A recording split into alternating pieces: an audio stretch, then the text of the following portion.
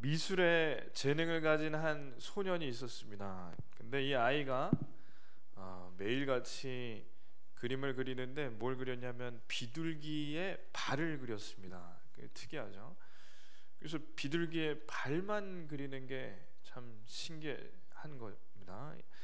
이 아이가 1년 내내 매일같이 와서 비둘기 발을 그렸다가 마음에 안 들면 휴지통에 버리고 다시 비둘기 발을 그렸다가 마음에 안 들면 버리고, 그래서 이게 수백 수천 장을 매일같이 비둘기 발만 그리니까 사람들이 이걸 보고, 아니 이 아이는 왜 비둘기만 그리는 것도 아니고 비둘기 발만 그리나. 그래서 아이한테 이제 물어봤어요. 너 왜 딴 건 안 그리고 비둘기 발만 그리니? 그랬더니 이 아이가 아빠가 비둘기 발만 그리라고 했어요. 그래서 아빠가 이 비둘기 발만 그리라고 해서 이 아이는 계속 저렇게 그리는 겁니다.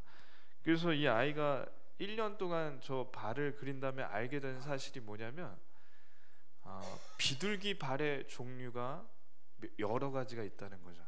비둘기 발 모양을 보신 적이 있나요? 몇 가지 모양일까요? 4개? 어떻게 잘 아시네. 비둘기 발 모양 몇 개인가요?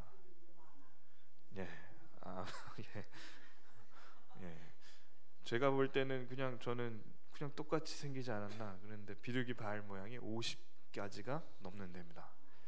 그래서 이 아이가 이걸 관찰해서 그리면서 알게 된 거죠. 이 아이가 누구냐면 나중에 피카소가 된 겁니다. 이 아이가 피카소예요. 그래서 아버지가 아들의 이 그림 그리는 걸 보니까 천재성을 아버지가 알아보고 그림을 그릴 때 관찰하는 훈련을 시켜준 겁니다. 그래서 이 아이가 나중에 피카소가 됐습니다. 저희 아이들도 비둘기 발을 그리게 해야 되는지 모르겠는데 어쨌든 피카소는 그렇게 해서 탄생한 겁니다. 저희가 하나님께 매주 예배를 드립니다. 그리고 금요일에는 기도회를 합니다. 그리고 주일 예배 끝나면 오후 시간에는 구약 파노라마도 하고 또 말씀 양육도 하고 하나님을 예배하고 하나님을 더 알려고 애쓰고 노력하는 거죠. 근데 비둘기 발 모양이 한 가지가 아니라 50가지가 넘은 것처럼 저희가 하나님께 예배하고 훈련을 받고 하나님 말씀을 읽고 그렇지만 실제로 저희가 하나님을 얼마만큼 잘 아냐는 거죠. 이 이야기를 통해서 저희가 질문할 수 있습니다. 저희가 생각할 때는 하나님이 마치 비둘기 발 모양의 하나의 듯이 이럴 거라고 생각하는데 실제로는 하나님과 동행하지 않고 하나님과 가까이 하지 않으면 우리가 아는 하나님은 이런데 실제 하나님은 전혀 다르다면 저희는 하나님을 잘 모르는 거나 다름없습니다. 그래서 한번 옆 사람에게 질문하시겠습니다. 하나님을 잘 아십니까? 네. 이거는 답을 해주셔야 돼요. 네. 네. 네. 네. 그만하십시오. 예, 알겠습니다. 잘 알겠습니다. 무슨 얘기인지 알겠어요. 예. 자, 오늘 말씀은 다시 야곱입니다. 야곱 마지막 말씀입니다. 근데 야곱이 하나님을 잘 알아야 되고 알만한데 하나님을 잘 모른다는 거야. 오늘 야곱 마지막인데 야곱은 인생 가운데 하나님을 여러 번 깊게 만났는데 하나님을 잘 모른다는 게 오늘 이 야곱 마지막 결론을 지으면서 내릴 수 있는 겁니다. 왜 그런가? 왜 야곱은 하나님이 그렇게 사랑하시고 만나주셨는데 잘 모르나? 하나님의 말씀을 대충 들어서 그렇습니다. 형을 속이고 아버지까지 속이고 복을 왕창 받은 다음에 도망가는 거죠, 야곱이. 근데 이 도망가는 이유가 형이 야곱을 죽이려고 하니까 피해서 도망갑니다. 그래서 짐도 싸지 못하고 돈도 한 푼 잘 챙기지 못하고 도망가니까 어디로 도망가냐면 급하게 나올 때 엄마가 내 오빠인 너의 외삼촌인 라반 집에 가라. 라반 집은 굉장히 멀어요. 하란이 굉장히 멀어요. 거기까지 가려는데 돈 한 푼 없이 나오니 중간에 자고 가야 되는데 몇 밤을 자는데 저런 식으로 길바닥에서 자는 겁니다. 길바닥에서 누워서 베개가 없으니까 돌을 베고 자는데 잠이 올까요, 안 올까요? 잠이 안 와요. 왜냐하면 열심히 도망갔는데 형이 쫓아오는 게 아닌가 걱정이 되고, 길에서 이 당시에 들짐승이 많으니 뭐 코요테나 여우나 늑대가 나타나서 자기를 죽일까봐 그것도 걱정이 되고, 강도한테 걸려서 돈 한 푼도 없는데 칼에 찔려서 죽는 게 아닌가 걱정이 되니 잠을 한숨도 잘 못 잡니다. 이게 참 황당한 것인데, 야곱이 저렇게 나온 이유가 형을 속이고 아버지를 속였는데 그 이유는 복을 더 받으려고 한 거죠. 장자권 복을 더 받으려고 해서 형과 아버지를 속였더니 다음날 밤 죽을 것을 걱정하는 꼴이 된 겁니다. 형을 속여서 장자권 받으면 아버지 재산이 예를 들어서 뭐 100억이라고 했을 때 장자권 받으면 형은 원래 66억 받고 동생은 34억 받아야 되는데, 이 장자권 받았으니까 본인이 66억 받게 됐고 형이 33억 받게 되니 얼마나 좋은 일이에요. 근데 지금은 현실은 돈은커녕 목숨을 부지할 수도 없으니 황당한 꼴을 당한 겁니다. 그래서 하나님께서 복을 주신다는 약속이 이게 물거품처럼 된 전날 밤, 옷까지도 잘 챙겨오지 못해서 누워있는데 잠도 안 오는 밤에 춥고 배고프고 서글프고 외롭고 두렵고 떨리고 하여튼 온갖 그 생각을 하면서 누워서 겨우겨우 잠이 들었는데 하나님께서 나타나셔서 이제 말씀하십니다. 한번 읽겠습니다. 나는 여호와니 너의 조부 아브라함의 하나님이요 이삭의 하나님이라. 내가 누워 있는 이 땅을 내가 너와 내 자손에게 주리니 내가 너와 함께 있어 내가 어디로 가든지 너를 지키며 너를 이끌어 이 땅으로 돌아오게 할지라. 아멘. 자, 지금 춥고 배고프고 두렵고 서럽고 외로운데 죽을 것 같은데, 네가 어디로 가든지 내가 너를 지켜주겠다, 내가 너와 함께하겠다, 이거는요 친구가 와서 이런 이날 밤에 얘기해줘도 아주 위로가 될 거예요. 근데 하나님께서 직접 너를 지켜주신다, 어디로 가든지. 그러니 야곱이 얼마나 이날 밤에 위로가 되고 든든했을까. 시편 3편에 보면 다윗이 천만인이 나를 둘러싸 애워쌀지라도 내가 두려워하지 않을 것은 하나님께서 나와 함께 하심이라, 그 말씀한 것처럼 지금 이 야곱이 천만인이 둘러싸도 나는 이제는 두렵지 않다고 생각할 만큼 마음이 평안해집니다. 그리고 야곱이 절대로 잊지 말아야 되는 말씀을 하나님께서 해주시는데, 제가 파란색으로 쳤습니다. 한번 읽겠습니다. 너를 이끌어 이 땅으로 돌아오게 하리라. 아멘. 여기가 어디냐면 원래 이름은 루스인데, 이 야곱이 여기서 하나님이 자기를 만나줬다고 기둥을 쌓고 예배를 드린 자리, 그래서 베델입니다. 베델 교회 많은데 베델은 뜻이 하나님의 집이에요.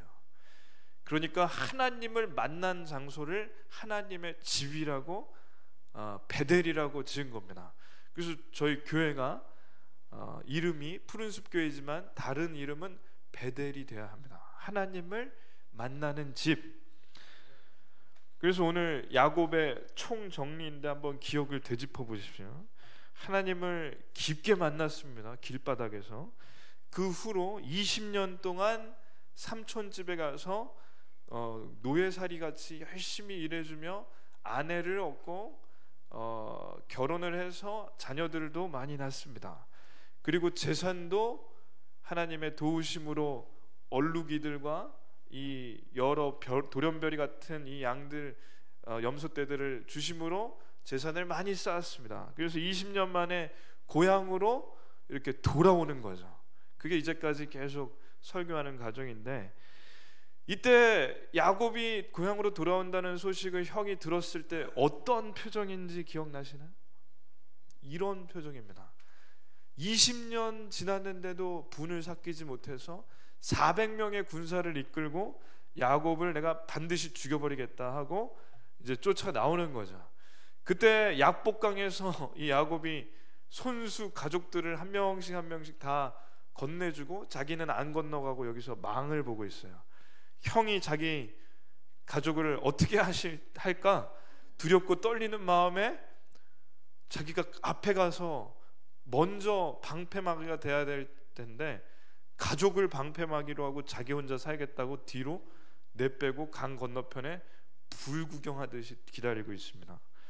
그날 밤 사실 안절부절 전전긍긍하며 그 약복강 그 건너가지 않고 혼자 밤에 잠을 자기는커녕 이거 밤새 하나님께 이거 좀 어떻게 해달라고 살려달라고 하는데 하나님께서 야곱에게 천사를 보내주셔서 씨름을 하는데 야곱이 하나님께 기도하는 거예요. 제발 좀 이거 좀 제발 넘어가게 저 좀 살려주십시오. 제발 좀 살려달라고 하니까 이 천사가 야곱의 환도뼈를 이 엉덩이 뼈를 부러뜨리는입니다. 그리고 이 씨름을 밤새 하느라 머리는 다 헝클어지고 산발이 되고 얼굴은 피투성이 피멍이 되고 옷은 다 찢어지고 거지꼴이 되는데 그 다음날 아침 이 야곱이 하나님께서 만나주신 증거가 자기 뼈가 부러진 것 그것 때문에 이제 하나님께서 지켜주시리라는 것을 믿고 형에게 갑니다. 그런데 거지꼴에 오금까지 찢어지고 피투성에 다리를 절룩절룩 걸으면서 오니까 형이 죽이려고 칼을 뽑으려고 하는 그 칼을 다시 칼집에 넣고 말에서 내려 이 야곱을 안고 부둥켜 안고 펑펑 우는데 어쩌자고 나를 배신하고 왔으면 잘 돼야 되는데 이렇게 거지꼴이 됐냐 이렇게 다리가 등신이 돼서 이렇게 왔느냐 그러면서 안아주고 우는 거야. 그래서 야곱이 이제 살아납니다. 자, 이 야곱을 살려준 게 누굴까요? 형이지만 하나님께서 형의 마음을 움직이셔서 살려주셨습니다. 자, 이제 말씀을 총정리하는 거니까 자, 그럼 여기서 이제 야곱이 어디를 가야 됩니까? 자, 기억해 보십시오. 야곱이 어디를 가야 되죠? 아까 전에 말씀을 읽었는데 베델. 제일 먼저 가야 될 곳. 자, 보십시오. 네가 어디로 가는지 너를 지키면 너를 이끌러 이 땅으로 오게 하리라. 이 땅이 베델이야. 지금 야곱은 어디로 가야 되나? 베델. 근데 제가 야곱의 인생 지도를 가져왔습니다. 굉장히 복잡한데 야곱의 지도는 1번과 2번만 있으면 돼요. 1번 외삼촌 집, 2번 베델. 근데 잘 보십시오. 1번, 2번, 3번, 4번 한 다음에 5번, 6번, 7번, 8번 그렇게 계속 왔다리 갔다리 20년 동안 외삼촌 집에 갔다가 2번 베델로 와야 되는데 5번, 6번, 7번, 8번 숫꽃, 세겜, 베델로 안 가고 여기 가고 저기 가고 다 딴 데로 가는 겁니다. 10년 동안. 왜 그랬냐면 아까 말씀드렸듯이 하나님의 말씀을 대충 줄어서 그렇습니다. 그러니까 베델로 가라고 하셨는데 베델 근처까지 간 거예요. 그러니까 지금으로 하자면 하나님께서 너가 살 거처를 서울 관악구 신림동으로 가라 그러셨는데 서울 강남구 방배동으로 가는 겁니다. 왜냐하면 같은 서울 땅이고 한강 이남이고 그냥 서울 땅에 뭐 그게 그거지. 그리고 신림동에서 방배동 빨리 가면 한 20분이면 가는 거기가 거기니까 신림동에 오라고 하셨는데 방배동 강남이니까 더 땅값도 좋고 좋으니 거기 가는 거예요. 오수영 권사님 오늘 안 오셨네요. 강남 좋아하시는데. 자, 그러니까 강남에 가는 거죠. 베델로 안 가고 세겜에 가고 숫곳에 갑니다. 그러면 이게 뭐냐? 거의 다 왔는데 거의 다 왔다는 건 다시 말하면 아직 안 왔다는 거야. 그러니까 말을 정확하게 하면 되는데 거의 다 왔다는 거예요. 야곱은 하나님이 보실 땐 안 왔다는 겁니다. 제가 지난번에 한번 말씀드렸는데 제가 유학 시절에 중국계 그러니까 중국인 아버지지만 캐나다에서 태어난 친구가 차로 저희 집까지 이제 데려다 줬습니다. 근데 집까지 오는데 저희 집이 어떤 집이냐면 이게 길이 막혀서 차가 한번 들어오면 이거를 유턴을 할 수 없고 차를 5번 왔다 갔다 해서 빼야 돌아올 수 있기 때문에 제가 친구가 태워준 것도 고마운데 거기 집 앞에 오면 너무 복잡하니까 친구에게 100m 앞에 그 골목 들어가기 전에 여기서 내려주면 된다. 우리 집 거의 다 왔다고. 제가 그때 한 말이 거의 다 왔다고. 거의 다 왔다고. 그랬더니 그 친구가 중국 속담을 얘기해 주는 거야. 뭐라고 하냐면 끝까지 안 간 것은 안 간 거다. 그러더니 집 앞에 내려줘요. 그러더니 왔다 갔다 이렇게 하는데 힘들었죠. 그리고 갔습니다. 근데 그 친구의 그 중국 속담이 굉장히 성경적입니다. 끝까지 가야 다 간 거라는 거죠. 오늘 말씀이 그거예요. 베델로 가라고 했으면 베델을 가야 되는 겁니다. 저희가 성경의 신약에 보면 히브리서가 있는데 히브리서의 주제가 뭔지 아십니까? 히브리서의 주제는 하나예요. 여러 가지지만 제일 중요한 건 끝까지 가야 된다는 거예요. 하나님 말씀을 가지고 쟁기를 들고 뒤를 돌아보는 자는 하나님 나라에 합당하지 않다고 하신 말씀처럼 끝까지 가라는 게 히브리서인데 오늘 말씀하고 일맥상통합니다. 베델로 가라고 했으면 베델로 가야 합니다. 신림동으로 가라고 하셨으면 신림동입니다. 방배동 안 되고 봉천동도 안 되고 독산동도 안 됩니다. 신림으로 가라고 했으면 신림동이고 그러므로 베델로 가라고 하셨으면 베델만 됩니다. 물에 물 탄 듯 술에 술 탄 듯 흐리멍텅한 야곱에게 그때 큰일이 터지는 거야. 하나밖에 없는 외동딸 디나가 성폭행을 당하고 그 친오빠들이 복수를 하겠다고 이 디나의 성폭행한 사람을 복수하러 가는데 그 사람만 세겜이라는 그 추장만 복수하는 게 아니라 그 온 마을 세겜 마을의 온 남자들을 다 죽입니다. 할례를 받게 해서. 그래서 다 죽인 다음에 더 놀라운 사실은 그 시체에 몸에 달려있던 폐물과 집안에 있는 금은보와 모든 돈을 다 훔쳐가지고 옵니다. 야곱이 이때 망치로 뒤통수를 맞은 것 같이 깜짝 놀라요. 왜냐? 잠깐 생각해 보시면 일단은 이 복수한 마을 주변 마을에서 우리 집안을 아주 다 죽이러 쫓아올까봐 걱정이 되는 것도 하나지만 더 제가 공감되는 것은 자식들이 잘못되는 거죠. 자식들이 잘못되는 것만큼 괴로운 게 부모에게 없잖아요. 딸이 성폭행 당해서 혼사길이 막혔고 아들들은 살인한 데다가 강도를 했어요. 강도지. 그러니 자식을 잘못 키웠다는 그 결론을 얻게 되자 집 떠난 지 30년 만에 얻은 결론은 재산을 모으고 행복하게 사는 그게 아니라 자식들이 망해버린 것 같은 결론. 그 자식들을 혼내니까 아버지 당연히 복수해야죠. 무슨 말씀이십니까? 대드는 이 아들들을 볼 때 야곱은 진짜 망치로 뒤를 맞은 것 같아요. 그 순간에 떠오른 한 단어가 있습니다. 떠오르는 한 지명이 있어요. 뭘까요? 베델. 내가 베델로 갔더라면, 내가 베델에 갔었더라면 이런 일이 일어났을까? 내가 베델에 하나님 말씀 잘 듣고 갔더라면, 진작에 갔더라면, 그때 하나님께서 나타나셔서 하신 말씀이 이겁니다. 한번 읽겠습니다. 하나님이 야곱에게 이르시되 일어나 베델로 올라가서 거기 거주하며 내가 내 형 에서의 낯을 피하여 도망하던 때에 내게 나타났던 하나님께 거기서 제단을 쌓으라 하신지라. 아멘. 저는 여기서 은혜를 많이 받습니다. 복음의 정의 중에 하나는 이겁니다. 다시 기회를 주심. 따라 하시겠습니다. 다시 기회를 주심.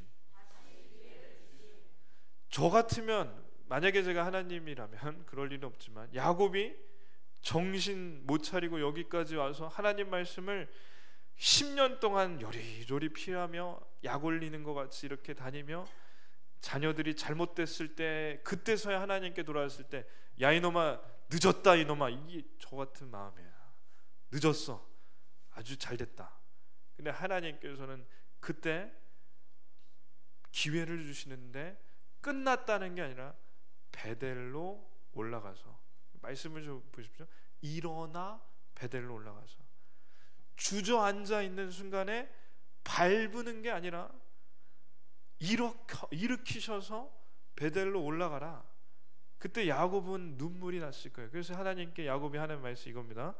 하나님께 아니라 가족들에게 하는 게 이겁니다. 한번 읽겠습니다. 우리가 일어나 베델로 올라가자. 내 환난 날에 내게 응답하시며 내가 가는 길에서 나와 함께 하신 하나님께 내가 거기서 제단을 쌓으려 하노라 하매 아멘. 자, 베델로 가겠다는 거예요. 오늘 야곱 마무리인데, 이 인생이 마치 출애굽한 백성들이 40년을 돌고 도는 것처럼 이 야곱이 돌고 돌아서 결론은 베델로 올라가자. 거기서 하나님께 예배를 드리겠다.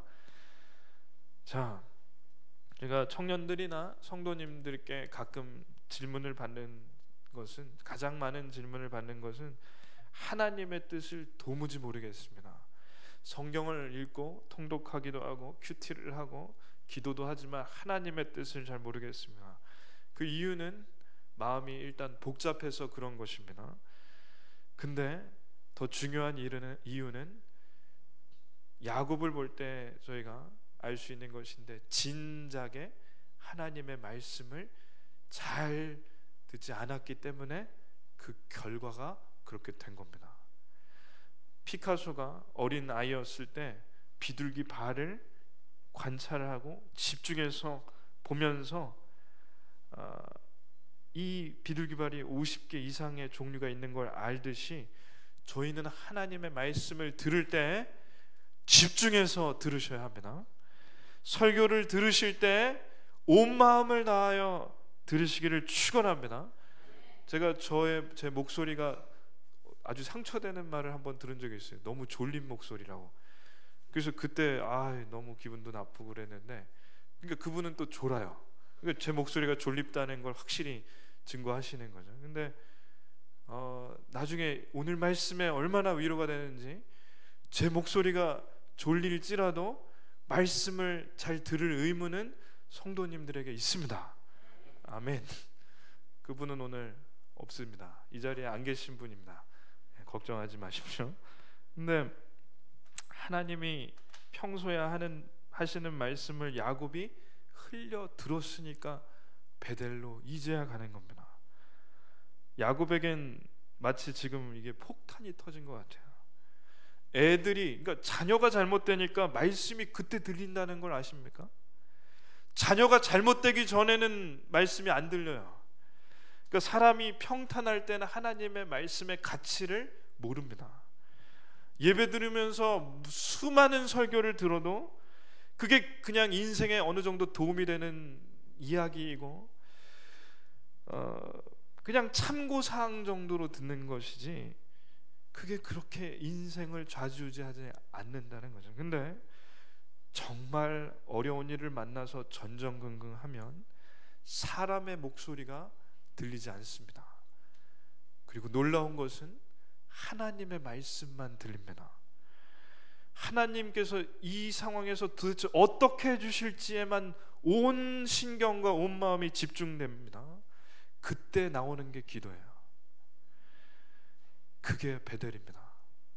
베델은 다른 것이 아니라 그 돌베개 베고 잤던 그게 중요한 것이 아니라, 하나님께서 내가 너를 지켜줄 것이고 너는 다시 이 땅에 돌아와서 나를 만났던 이곳에서 예배를 드릴 것이다.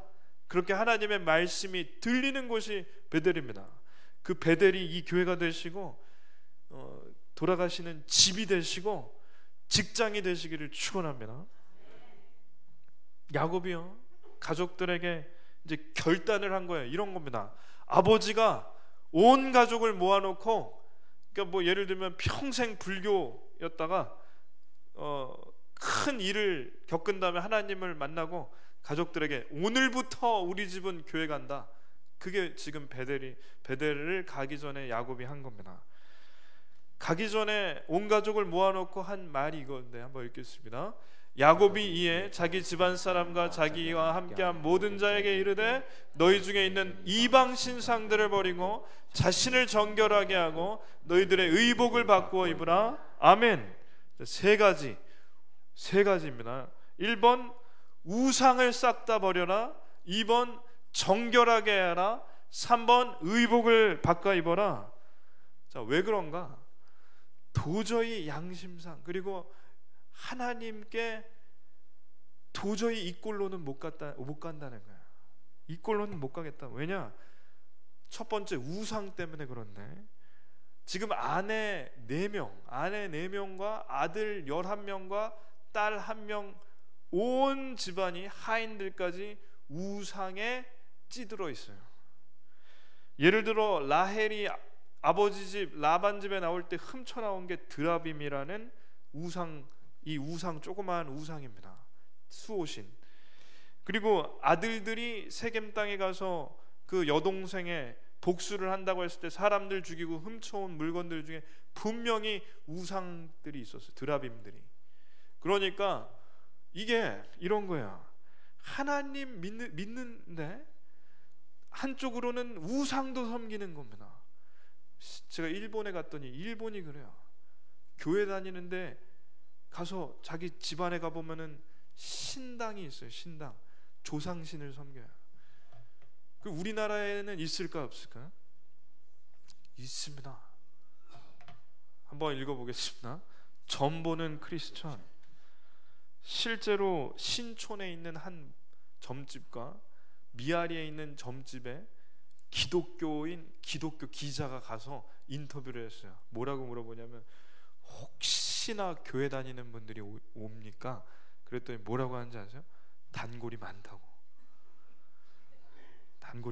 집사님, 권사님들 많다고. 김 집사님, 이 집사님, 박 권사님 많다고. 그럼 조심스럽게 물어봤어요. 일일 매상이 얼마입니까? 300만 원이에요. 네, 거기 가지 마십시오. 300만 원이에요. 월봉 1억 그 정도 돼요. 쉬는 날 빼면 얼마인지는 모르겠어요. 그러면은 그 중에 집사님, 권사님들이 몇 프로입니까? 그랬더니 30%래요. 그러면 하루에 300만 원 중에 100만 원을 집사님, 권사님들이 가서 내는 거예요. 그러니까 지금 야곱의 집안이 이따입니다. 하나님을 믿는다고 해놓고 우상 덩어리들을 섬기는데, 하나님 믿으면서 삼재가 낀다고 부적 만들어서 써고, 귀신 막아주는 부적을 써오고, 그거는요 하나님 안 믿는 겁니다. 믿는 것도 아니고 안 믿는 것도 아닌 게 아니라 하나님을 안 믿는 거예요. 예수님께서 나더러 주여 주여 하는 자마다 천국에 들어갈 것이 아니라 아버지의 뜻대로 행하는 자라야 들어가리라. 아멘. 저희가 하나님 믿는다고 해놓고 혹 여기에 계시는가 한 번도 본 적은 없지만 혹시나 불안해서 정말 걱정돼서 점집에 간다. 그건요 하나님을 믿는 것도 아니고 안 믿는 것도 이게 아니라 안 믿는 겁니다. 안 믿는 거야. 한 발은 교회에 걸치고 한 발은 점집에 걸치거나 어디 딴 데 걸치면 가짜입니다. 야곱이 깨달은 거야. 내가 가짜였고 나 때문에 우리 가족 다 저렇게 흐리멍텅한 가짜였구나. 그러니 제일 먼저 한 일이 뭐냐? 우상을 버려라. 너희 중에 있는 이방 신상들을 다 버려라. 그래서 가족들이 어떻게 했냐 한번 읽겠습니다. 그들이 자기 손에 있는 모든 이방 신상들과 자기에게 있는 귀고리들을 야곱에게 주는지라 야곱이 그것들을 세겜 근처 상수리 나무 아래 묻고, 아멘. 다 우상 덩어리, 하나님 아닌 쓰레기 같은 것 다 모아서 묻어버렸어요. 판 것도 아니에요. 묻어서 버리는 겁니다. 저희에게 혹 하나님 외에 우상의 정의는 뭐냐? 하나님보다 더 귀한 것, 그게 무엇이 됐던 간에 하나님보다 더 귀한 우상이 있으시면 다 마음속으로 그리고 행동으로 묻어버리시기를 축원합니다. 두 번째는 야곱이 뭘 하라고 하냐? 정결하게 하라. 자신을 정결하게 하라. 겉으로는 목욕을 하라는 것이죠. 깨끗이 씻는 겁니다. 그리고 외적으로 또 표현하자면 싸움을 해서 피 흘린 사람은 피를 깨끗하게 씻으라는 게 정결법이에요. 그러니까 하나님 앞에 나아갈 때는 아주 마음과 몸이 깨끗한 마음으로 가야 된다. 몸과 마음이 깨끗하게 가야 된다. 그러니까 예를 들어서 예전에 옛 조상들이 천지신명님께 비나이다 비나이다 달 보고 냉수 한 잔 떠놓고 기도할 때 그때 한 가지 한 일이 뭐냐면 물 떠놓고 기도할 때도 귀신에게 잘 보이려고 목욕제게 했어요. 이것을 저희가 뭘 따라야 된다는 것이 아니라 이게 중요합니다. 귀신에게 잘 보이려고 또 목욕을 하는데 하나님께 나오는데 대충 나오실 수가 있습니까? 제가 중고등부 아이들을 이렇게 몇 년 동안 섬겼는데 하루는 머리가 떡이 되고 눈곱을 끼고 아주 그 모습을 말로 형용을 할 수 없는 애가 와서 앉아 있는데 몇 명이 그 아이를 봤을 때 한편으로는 공부하는데 힘든데 교회 나오는 것만으로도 다행이다라는 생각도 있지만 오늘 말씀에 의거하면 하나님 앞에 나오는데 어떻게 눈곱 끼고 떡 쪄가지고 나오나. 그래서 세수하고 오라고 했어요. 하나님 앞에 올 때는 다들 정결하게 깨끗하게 나오셔야 합니다. 그런 의미에서 지지난주에 온천 갔다 오신 분들 아주 피부가 다 광이 나는 것 같습니다. 부러우시면 같이 또 가시면 됩니다. 여기 말씀에 하나 재밌는 말씀이 있어요. 뭐가 있냐면 정결하라고 했을 때 귀걸이를 다 뺐다는 거예요. 귀걸이. 이거는 좀 적용을 잘 하셔야 되는데 지금 귀걸이 하신 분들을 다 귀걸이를 빼야 되나? 그건 아닙니다. 여기에서 귀걸이를 빼는 이유는 두 가지인데, 하나, 세겜 땅에 가서 다 죽였을 때 폐물을 훔쳐왔다고 했어요. 그러니까 귀걸이 중에 사람을 죽이고 가져온 도둑질한 이 귀걸이들이 있기 때문에 빼는 것이고, 두 번째는 귀걸이에 우상이 달린 경우가 많아요. 그러니까 이걸 다 빼는데 이게 아주 놀라운 거죠. 놀라운 변화죠. 왜 놀랍냐? 야곱은 이런 걸 한 번도 생각해 본 적이 없어요. 야곱은 이게 우상 덩어리고 이게 피 흘려가지고 가져왔다, 이런 거 돈만 되면 좋은 사람이지. 근데 야곱이 이제 눈에 이게 보이기 시작했다. 그게 뭐냐? 야곱에게 이런 겁니다.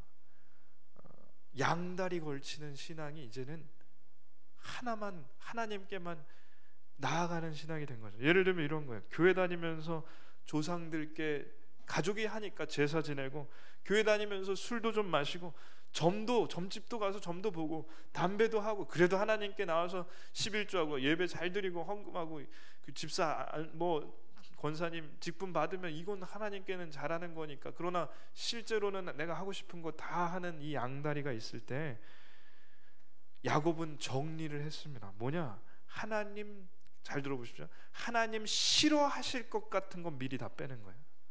저는 이게 중요하다고 생각합니다.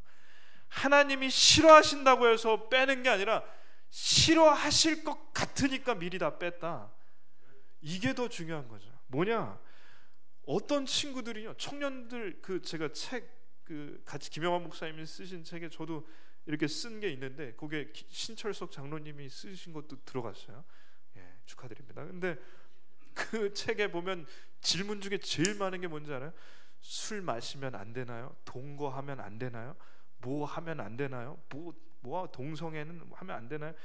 다 이따인 것들을 쓰는 게 청년들인데, 죄송해요. 근데 이건 정신 상태가 글러먹은 거예요. 뭐냐? 예배 드리러 가는데, 하나님 믿는다는데 이런 거 저런 거 다 하고 싶은 거 다 하면서 하나님께 갈 때는 깨끗한 척하고 오는 거 하나님 받으실 리가 없습니다. 싫어할 것 같은 것부터 빼는 거지, 싫어하시냐고 물어보는 건 그냥 괜찮다고 하면 다 할 인간들인 거예요. 죄인이기 때문에. 예전에 믿음의 선배님들이 주일에 교회 가기 전에 미리 은행 가서 돈을 찾아서 헌금을 다리미로 다렸다는 얘기를 들었는데, 돈을 다리미로 다린다고 해서 1,000원이 10,000원 되는 것은 아닙니다. 그러나 하나님께 나아가기 위해서 옷을 다리고 이 헌금도 하나님께 최선의 것을 드리겠다고 이 다리는 거, 우리 교회 유홍영 원사님이 개척하실 때 그렇게 하셨다고 들었는데, 그게 예배라는 거죠. 예배는 집에서부터 시작하는 겁니다. 예배는 자세입니다. 하나님께 나아갈 때 내가 최선의 것을 드린다, 이게 예배입니다. 그러니까 정결하게 하라는 것이고, 마지막으로 세 번째, 의복을 바꿔 입어라. 그러니까 옷을 입을 때도, 이건 오해하시면 안 되는데, 비싼 옷을 입으라는 것이 아니라 가장 아끼는 옷을 입으라는 거야. 가장 아끼는 옷을 더럽게 입지 말고 깨끗하게 빨아서 하나님께 나올 때 가장 자기가 아끼는 옷을 입어라. 청년들이 소개팅가 할 때는 정말 이쁘게 갔다가 교회 나올 때는 추리닝을 입고 나온다. 오늘 청년들 뭐라고 하는 거 아니에요. 그냥 그렇다는 거예요. 어른들한테 할 수 없으니까 하는 얘기입니다. 그러니까 추리닝을 입고 나온다, 잘못된 겁니다. 제가 중고등부에 아까 전에 눈곱 끼고 머리 떡진 애가 뭘 입었냐? 추리닝 입었다는 거예요. 슬리퍼 신고. 그러니까 이건 하나의 문제가 아니라 예배를 드리겠다는 자세 자체가 안 된 겁니다. 그렇기 때문에 오늘 보니까 다들 복장이 다 그래도 합격인데, 하나님께 나올 때는 가장 아끼는 옷을 입으라는 게 성경적입니다. 몸과 마음을 정결하게 하고 목욕제게 하고 우상과 부적을 다 버리고 옷을, 하나님께 나아갈 때 가장 아끼는 옷을 입는 것, 이러한 예배의 자세를 가지시기를 축원합니다. 오늘 야곱을 이제 마무리하겠습니다. 뒷 이야기를 짧게 정리하고 하겠습니다. 하나님께 야곱이 베델로 갔어요. 자기가 쌓았던, 저게 실제 베델에 쌓아져 있는 기둥인데 야곱이 쌓았는지까지는 확인이 안 됩니다. 근데 이게 야곱이 쌓았던 기둥이라는 얘기가 있어요. 근데 여기에 예배를 드리고 온 마음과 정성을 다해 드리고, 야곱은 그 이후로 어떤 인생을 사냐면 조용한 인생을 사는데, 특징이 있다면 장례를 여러 번 치릅니다. 첫 번째 장례는 자기 어머니 리브가의 유모였던 드보라의 장례를 치러드려요. 왜 그랬을까? 이 성경에 왜 이런 얘기가 들어갔을까? 제가 묵상을 하고 자료를 찾으면서 알게 된 거는 이겁니다. 어머니 리브가가 돌아가셨어요. 도망갔을 때 어머니가 그렇게 좋아하는 야곱이 삼촌 집에 있을 때 어머니가 돌아가셨는데, 이 야곱이 돌아와서 어머니를 못 봤어요. 무덤도 못 가고 장례식도 못 치러드리고 너무 한이 되는 거죠. 그때 어머니를 키웠던 유모가 오래 살아서 할머니 유모를 야곱이 장례를 치러들었다. 이건 무슨 뜻이냐면 야곱은 이런 사람이 아닙니다. 자기 돈 되는 거 아니면 신경도 안 쓰는 사람인데, 어머니를 잘 해줬던 이 유모를 극진하게 마지막에 가는 길까지 잘 해드린 건 야곱이 변했다는 거예요. 야곱이 예전처럼 그런 돈만 하는 사람이 아니라 주변 사람을 챙기는 사람이 됐고, 어머니에게 불효했던 것을 이 유모에게 갚는 마음이 있다는 것입니다. 그 다음 장례를 치러드리는데 누구를 장례를 하냐? 사랑하는 라헬이 막내 아들 베냐민을 낳다가 죽었어요. 낳자마자 죽었어요. 너무 마음이 아프죠. 그래서 아내를 잘 장례를 치르고, 그 이후로 야곱이 성경에 나타나는 건 별로 없는데 요셉과 베냐민을 낳은 라헬, 그 라헬을 너무 좋아했기 때문에 요셉과 베냐민을 편애하는 겁니다. 그건 좀 잘못됐지만 그게 왜 그러냐면 이해도 돼요. 자기가 그렇게 사랑하는 아내가 일찍 죽었기 때문에 태어나자마자 엄마도 못 본 베냐민, 그리고 어렸을 때 엄마가 죽은 요셉을 아주 편애하는 거죠. 그리고 마지막으로 장례를 치러드리는데 그게 이삭, 아버지입니다. 아버지를 형 에서와 같이, 에서가 야곱에게 복수 안 했다는 거야. 그리고 둘이 화해해서 아버지 장례를 잘 치러드립니다. 그 이후로 야곱은 요셉이 등장하는 때부터 병풍 같은 배경의 역할만 하다가 이제 죽는 겁니다. 자, 말씀을 마무리하겠습니다. 야곱의 인생의 하이라이트는 창세기 35장 오늘 말씀입니다. 그 전에 막내딸이 성폭행 당하고 아들들이 살인 강도짓을 하고 뻔뻔하게 아버지에게 대들 때 야곱의 인생이 망한 날이에요. 생각해 보십시오. 자식이 살인자가 돼서 감옥에 가고 딸이 성폭행 당한 날이 어떤 날이냐? 망한 날이죠. 자식이 다 잘못됐는데 돈 많으면 뭐 하겠어요? 자식들이 다 강도짓 살인해가지고 감옥 가야 되는데 그 죽고 싶은 순간에 야곱은 뭘 했냐? 베델로 갔습니다. 우상을 버리고 깨끗한 몸과 마음으로 옷을 갈아입고 예배를 드렸습니다. 온 가족을 데리고 예배 드리러 가는 이 날이 야곱에게 인생 최고의 날입니다. 바로 그 전주 전달이 최악의 날이었지만 인생 최고의 날이 되었습니다. 왜냐하면 그 전에는 고생했고 그 후로도 험악한 세월을 살았지만 야곱은 예배 드리러 갔습니다. 예배가 중요합니다. 저는 말씀에서 오늘 예배 잘 드리면 받는 복이 있어요. 아까 전에 나온 말씀인데 이겁니다. 하나님께 예배를 까먹고 지냈지만 다시 하나님께 돌아왔을 때, 베델로 갔을 때 하나님께서 주시는 복은 이겁니다. 내가 어디로 가든지 내가 너와 함께하며 너를 지켜주리라. 아멘. 실수도 많이 하고 답답한 게 한두 개가 아니지만 결국에 야곱은 예배 때문에 살았습니다. 저희가 예배가 살면요, 하나님께서 어디 가든지 함께 하시며 지켜주시는 복을 받습니다. 그러므로 하나님께 나아오실 때 몸과 마음을 깨끗하게 하시고 우상을 버리시고 의복을 가장 아끼시는 것을 입고 나오시면 그 예배의 자세를 하나님께서 받아주실 줄 믿습니다. 기도하겠습니다. 하나님 감사합니다.